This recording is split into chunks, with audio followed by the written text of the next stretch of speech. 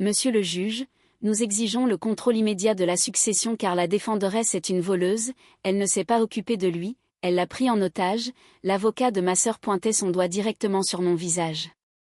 C'est une aide-soignante glorifiée qui a manipulé un homme mourant, on ne peut pas lui confier 5 euros, encore moins 8 millions. Ma sœur, Chloé, laissa échapper un sanglot qui semblait coûter cher. Elle a volé nos dernières années avec lui, pleura-t-elle. Le juge me regarda. Mademoiselle Vasseur, avez-vous une objection? Je ne me suis pas levée, j'ai juste regardé ma montre. Pas encore, dis-je, j'attends juste le gardien. Les lourdes portes en chêne furent poussées avec l'efficacité lassée d'un homme ayant passé sa vie dans les archives, et un inconnu entra. Il ne portait pas le genre de costume en soie italienne que portait l'avocat de Chloé, il portait un complet gris de prêt-à-porter qui était une taille trop grande aux épaules, et il portait une mallette qui semblait avoir survécu à une zone de guerre. Il ne regarda pas la galerie, il ne regarda pas mes parents, Marc et Isabelle, qui tendaient le cou comme des vautours curieux. Il marcha droit vers le bureau du greffier, posa une épaisse enveloppe scellée sur le bois et se tourna vers le juge. « Monsieur le juge, dit-il, sa voix sèche comme la poussière, je représente le département des fiducies de la Banque de la Croix, nous sommes le fiduciaire successeur pour la succession en question. » L'air dans la salle d'audience changea instantanément, passant de la chaleur moite et émotionnelle d'une querelle de famille au zéro absolu de la finance d'entreprise. L'avocat de Chloé se leva, sa chaise coûteuse raclant bruyamment le sol. Objection, nous n'avons été informés d'aucun fiduciaire d'entreprise, ceci est une affaire de succession classique. Asseyez-vous, maître, dit le juge sans même lever les yeux, il était déjà en train d'ouvrir l'enveloppe. Le bruit du papier déchiré était le seul bruit dans la pièce. Je regardais les mains de ma mère jointes sur ses genoux, ses articulations devenant blanches, elle me regardait, la confusion luttant avec la colère dans ses yeux. Elle voulait savoir pourquoi je ne paniquais pas, elle voulait voir la peur qu'elle avait plantée en moi depuis mes 14 ans, mais je n'avais pas peur. C'était moi qui avais conduit grand-père à la banque il y a 3 ans, c'était moi qui étais assise dans le hall pendant qu'il signait les papiers, je savais exactement ce qu'il y avait dans cette enveloppe. Le juge sortit un document, scannant l'entête, puis il regarda par-dessus ses lunettes vers Chloé. « Mademoiselle Vasseur, demanda le juge, êtes-vous au courant que les actifs de votre grand-père ont été placés dans une fiducie irrévocable avant sa mort ?» Il était confus, laissa échapper Chloé d'une voix perçante, il ne savait pas ce qu'il faisait, c'est pourquoi nous sommes ici. La certification de la fiducie dit le contraire, répondit calmement le juge, il tourna une page, et elle contient une disposition très spécifique concernant les contestations judiciaires. Il s'éclaircit la gorge et lut à haute voix, article 9, section C, la clause de non-contestation. Tout bénéficiaire qui cherche à obtenir une adjudication dans toute procédure attaquant la validité de cette fiducie ou qui conteste la compétence du constituant perdra immédiatement tout intérêt. Dans le patrimoine de la fiducie, traitant le dit bénéficiaire comme s'il était prédécédé sans descendance. Le silence qui suivit fut lourd, étouffant. Je regardais mon père, la bouche de Marc pendait légèrement ouverte, c'était un homme qui tirait fierté de l'intimidation. Il tyrannisait les serveurs, il tyrannisait les entrepreneurs, il me tyrannisait, mais il fixait l'homme au costume bon marché avec une terreur pure et absolue. On ne peut pas tyranniser une banque, on ne peut pas manipuler un contrat. L'avocat de Chloé avait l'air d'avoir avalé un citron, il savait exactement ce qui venait de se passer, en déposant cette requête d'urgence prétendant que grand-père était incompétent et que la succession était à risque, il n'avait pas juste commencé une bagarre. Ils avaient dégoupillé une grenade qu'ils tenaient dans la main. « Monsieur le juge, balbutia l'avocat en transpirant, nous retirons la motion, nous agissions sur des informations incomplètes. » La motion est déjà déposée et inscrite au dossier, dit le juge en fermant le dossier, la fiducie est active, le fiduciaire est présent, les actifs sont en sécurité, votre demande de contrôle d'urgence est rejetée. Ma mère laissa échapper un hoquet aigu, saisissant le bras de mon père. Chloé se tourna vers moi, ses yeux grands et humides de panique. « Tu savais, siffla-t-elle assez fort pour que l'huissier s'avance. Tu nous as laissé faire ça. » Je la regardai droit dans les yeux, je t'avais dit d'attendre. Ils pensaient qu'ils combattaient une sœur impuissante, ils avaient oublié que depuis 10 ans, mon travail consistait à gérer la vie de gens bien plus puissants et impitoyables qu'eux. Je n'avais pas besoin de crier, j'avais juste besoin de les laisser signer leur nom sur la ligne pointillée, le piège s'était refermé et c'était eux qui avaient posé l'appât. La salle d'audience bourdonnait de l'énergie basse et frénétique d'une ruche renversée. L'avocat de Chloé se penchait sur la table, chuchotant furieusement à mes parents. Ma mère, Isabelle, avait l'air d'essayer de rétrécir à l'intérieur de son manteau de fourrure. Mon père, Marc, fixait simplement l'espace vide où ces millions se trouvaient auparavant, son visage un masque d'incrédulité rouge et suintant. Ils avaient l'air terrifiés, pour la première fois de ma vie, ils avaient l'air petits. Je me penchai en arrière sur la chaise en bois dur et les regardais s'effondrer, c'était fascinant, vraiment, comme regarder un immeuble s'écrouler au ralenti, on voit les fissures avant d'entendre le bruit. Et alors que je regardais Marc essuyer une ligne de sueur sur sa lèvre supérieure, le souvenir me frappa de plein fouet. Ce n'était pas une salle d'audience, c'était une cuisine, il y a 15 ans, l'air sentait le whisky bon marché et le désastre imminent. J'avais 14 ans, ma mâchoire était enflée, palpitant d'une douleur sourde, je venais de rentrer d'une chirurgie dentaire d'urgence, mon occlusion avait été désalignée, broyant mes molaires en poussière, causant des migraines qui me faisaient perdre connaissance. L'opération avait coûté 12 000 €, non remboursés. Cette même semaine, l'entreprise de BTP de mes parents déposait le bilan. Ils m'avaient assise à la table, ma mère pleurait, les mêmes sanglots théâtraux et saccadés qu'elle utilisait en ce moment même au tribunal. Mon père faisait les 100 pas, un verre de liquide ambré éclaboussant ses articulations. On a tout perdu, avait rugi Marc en claquant sa main sur la table, la maison, les camions, les contrats, tout est parti. Il pointa un doigt tremblant vers mon visage enflé. À cause de toi, si nous n'avions pas dépensé ce capital pour ses dents, dit-il à ma mère en m'ignorant comme si j'étais un meuble, nous aurions pu honorer le prêt, nous aurions pu survivre au trimestre, elle nous a drainés. Elle nous a saignés à blanc. Je l'ai cru, mon Dieu, je l'ai cru.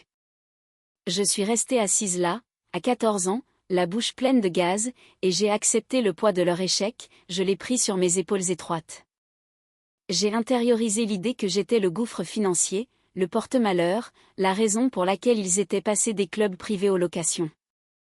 Ils ont raconté cette histoire à tout le monde, aux fêtes de famille, à Noël, nous serions encore dans la grande maison si Camille n'avait pas eu besoin de cette opération.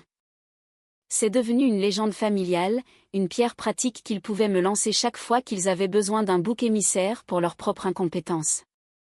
Puis Chloé est arrivée, née 3 ans après le crash, juste au moment où papa avait escroqué son chemin vers un nouveau prêt. Elle était le phénix, le nouveau départ, elle n'était pas souillée par leur échec. Elle a eu les cours de danse, elle a eu les tuteurs privés, elle a eu l'amour, j'ai eu la facture. J'ai passé ma vingtaine à payer une dette qui n'existait pas. Je payais leur loyer quand Marc oubliait d'économiser pour les impôts, j'achetais leurs courses quand Isabelle dépensait le budget nourriture dans un déjeuner de réseautage. Je pensais que si je payais assez, si je saignais assez, finalement le grand livre s'équilibrerait, finalement il me pardonnerait d'exister.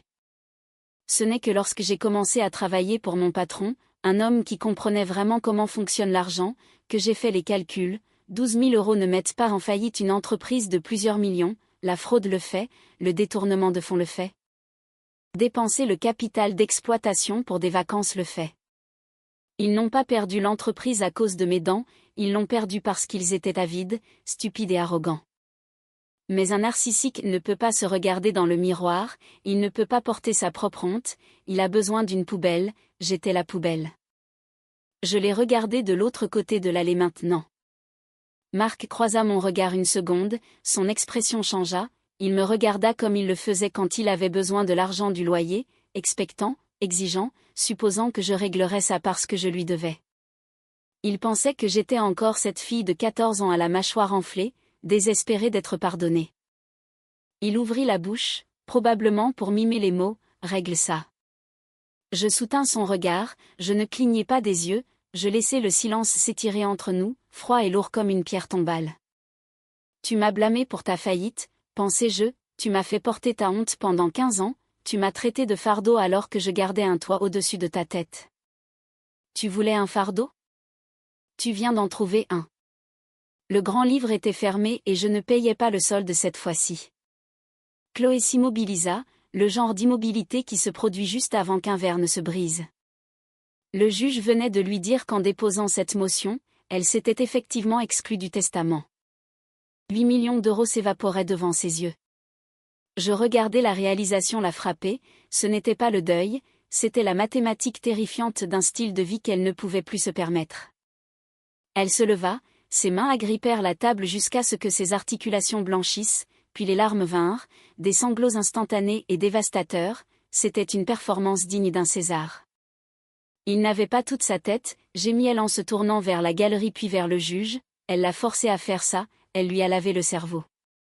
Le juge fronça les sourcils, Mademoiselle Vasseur, ce sont des allégations graves.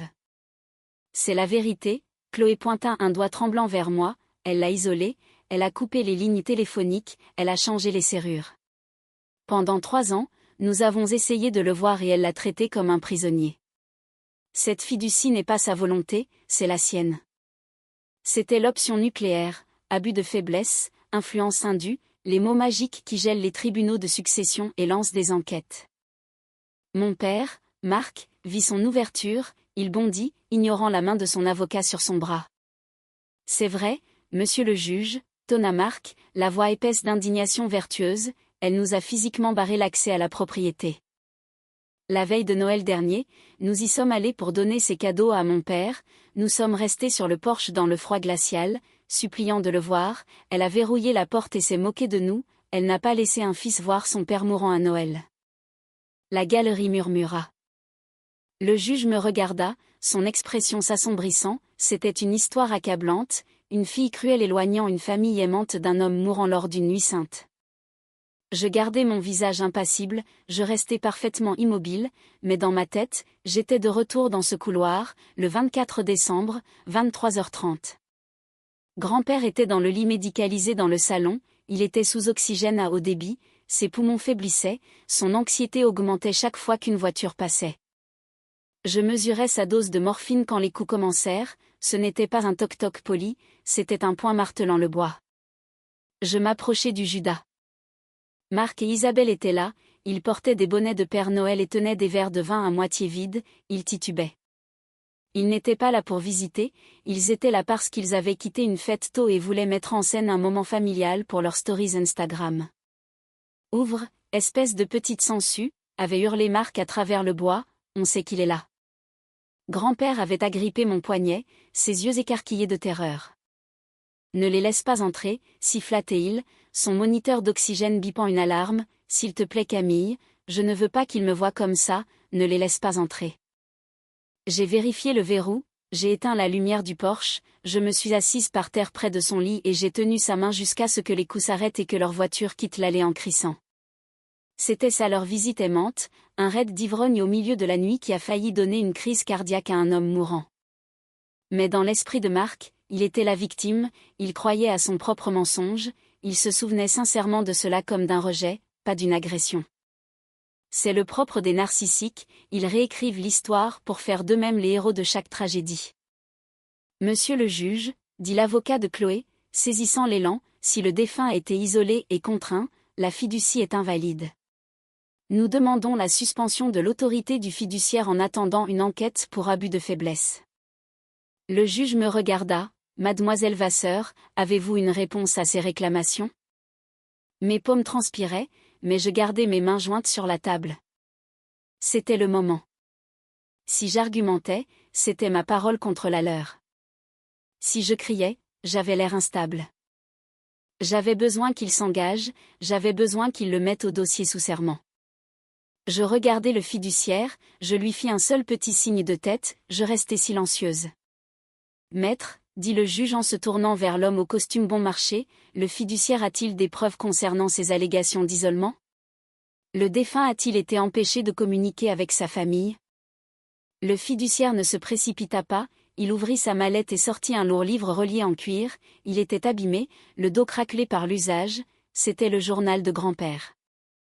Nous en avons, monsieur le juge, dit le fiduciaire, mais cela ne montre pas que mademoiselle Vasseur a isolé le défunt, cela montre que les requérants l'ont abandonné. Il marcha jusqu'au bureau du greffier et plaça le journal sur une pile de papier. Je marque ceci comme pièce à conviction B, le journal personnel du défunt, familièrement appelé le registre des rejets, et je le couple avec la pièce C, 5 ans de relevé téléphonique détaillé de l'opérateur Orange pour le compte enregistré au nom du défunt. Chloé arrêta de pleurer, le silence soudain de son côté de la table était plus révélateur que ses sanglots ne l'avaient été. Elle fixait ce livre comme si c'était une bombe. « Présentez votre cas », ordonna le juge. Le fiduciaire ouvrit le livre à une page marquée. Entrée datée du 12 mars, anniversaire de la requérante Chloé Vasseur. Il lut l'écriture de grand-père, sa voix vide d'émotion, « J'ai appelé pour chanter joyeux anniversaire. » Messagerie vocale. Pas de rappel. Puis il prit la facture de téléphone, relevé Orange pour le 12 mars, appel sortant vers le numéro finissant par 4492, durée 4 secondes, aucun appel entrant de ce numéro pour le reste du mois. Ma mère grimaça. Chloé baissa les yeux sur ses mains. Le fiduciaire tourna la page. Entrée datée du 19 juin, fête des pères. Il lut dans le journal, attendu Marc. Il a dit qu'il passerait après le golf. Jamais venu. Camille a fait un steak. Il leva la facture de téléphone, aucun appel entrant de Marc Vasseur à cette date. Un SMS sortant du défunt à 20h demandant « Tu viens ?» Pas de réponse. C'était un massacre, un démantèlement lent et méthodique de toute leur réalité. Chaque fois qu'il prétendait être occupé, grand-père l'avait noté. Chaque fois qu'il promettait de passer et faisait le mort, il le documentait. Le registre était une chronologie de leur égoïsme, écrite de la main tremblante d'un homme qui voulait juste voir sa famille. Le visage de Marc devenait violet. « C'est privé », bafouilla-t-il, « vous ne pouvez pas lire le journal intime d'un mort. » « C'est une preuve de l'état d'esprit, » dit le juge froidement, « asseyez-vous. » Le fiduciaire tourna jusqu'au dernier marque-page. Entrée datée du 24 décembre, veille de Noël. La salle devint mortellement silencieuse. C'était la nuit dont Marc venait de témoigner, la nuit où il prétendait que je lui avais barré l'accès à la maison. Le fiduciaire lut dans le registre, 23h45. Marc Isabelle arrivait ivre, martelant la porte et criant. Ça m'a fait peur. Mon rythme cardiaque a atteint 160.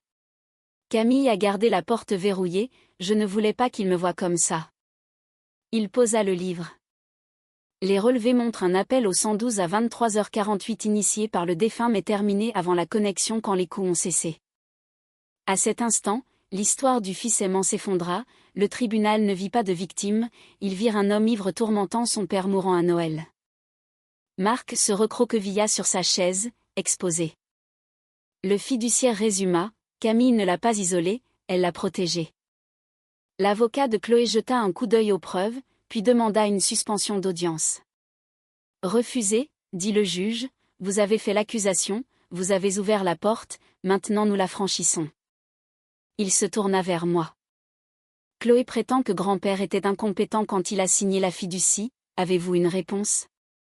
J'ai hoché la tête, c'était l'heure. Oui, monsieur le juge, je ne me suis pas contenté de prendre soin de lui, je l'ai géré, et je savais que ce jour viendrait. L'avocat bondit avec des objections, il avait 89 ans, sous analgésique lourd, paranoïaque, un carnet gribouillé n'est pas une preuve, c'est le signe du déclin. Chloé en rajouta, il mélangeait les noms, Camille lui a mis un stylo dans la main. Le juge demanda au fiduciaire si la banque avait des preuves de capacité. Le fiduciaire me regarda, c'était mon signal. Je ne lui ai pas dit où signer, dis-je, je gérais son emploi du temps, je gérais ses affaires, et je savais qu'à la seconde où il mourrait, vous viendriez pour l'argent en le traitant de fou. Je fis face au juge, le matin où la fiducie a été modifiée, j'ai programmé 2 rendez-vous avant la banque. Le fiduciaire produisit le dossier, pièce D, une attestation de capacité signée par 2 psychiatres légistes, complétée 2 heures avant la signature.